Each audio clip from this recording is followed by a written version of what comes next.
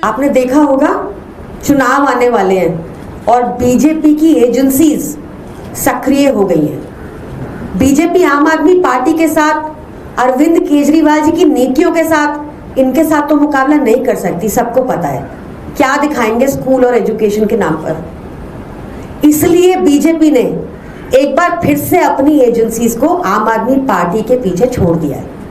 पर उनको समझना चाहिए, अब तक 10-11 साल में तो हमें लगा था समझ आ जाएगी कि आम आदमी पार्टी के नेता इनकी एजेंसी से नहीं डरते। जो डरते थे वो भाजपा में चले गए, बाकी कोई नहीं झुकने वाला। अब ये एक नया स्कैम लेकर आया, उन्होंने एक अलेजेड नया स्कैम बना दिया है। और प्रॉब्लम ये है कि हम इनसे ठीक से क्वेश्चन नहीं करते।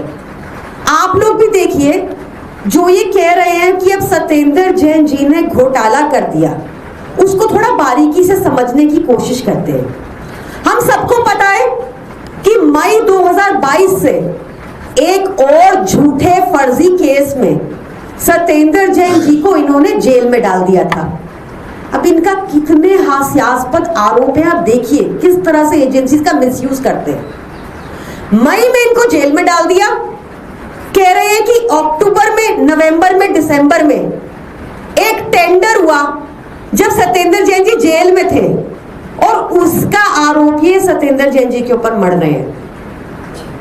और क्या एलिगेशन है, आज भी कोर्ट में अगर आप लोगों ने सबने सुनवाई सुनी होगी तो आईओ ने कंसीड किया कि सत्येंद्र जैन जी के ऊपर कोई आरोप नहीं है कि उन्होंने कोई पैसा लिया हो, कोई किकबैक हो, कोई कमीशन हो।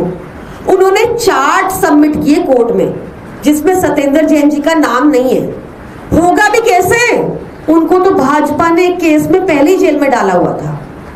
आप इनकी एफआईआर पढ़ेंगे तो आपको दुख होगा कि किस तरह पब्लिक मनी इन्वेस्टिगेशन पे वेस्ट किया जा रहा है। कह रहे हैं कि 1586 करोड़ का जो टेंडर था, जो सत्येंद्र जैन जी ने जिसके लिए मीटिंग्स की, जो जेल जाने से पहले उन्होंने मीटिंग्स क्यों की ये भी बता देते। अरविंद केजरीवाल जी ने ठाना था कि हमें यमुना भी 1 साल के भीतर भीतर साफ करनी है।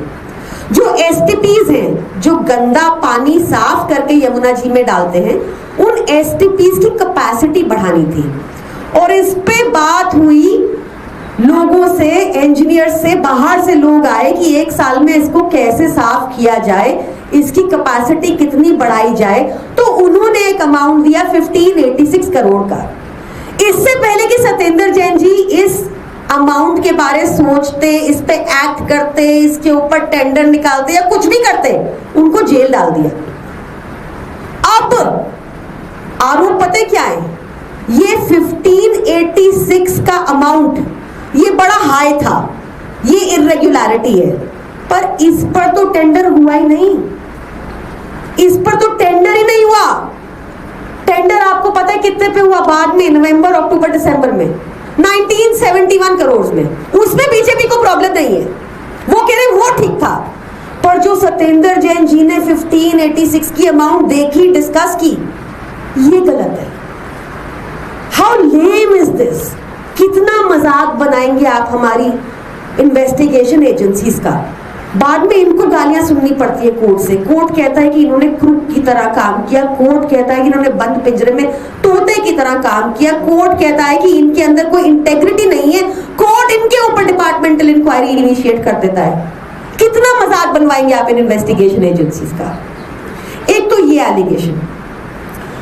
दूसरा ये कहते हैं, अच्छा आप मुझे बताइए, आप जब ये एफआईआर जो हुई, इस एफआईआर की डेट है 10 मई 2024।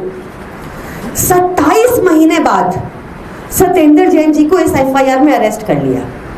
आफ्टर 27 मंथ्स क्या बदला?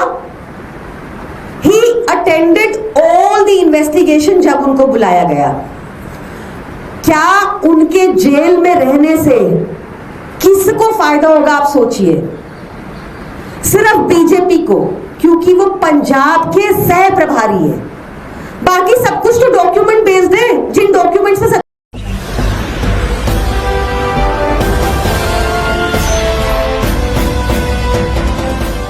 देख रहे हैं लाइव न्यूज 99। 99 राष्ट्र सबसे पहले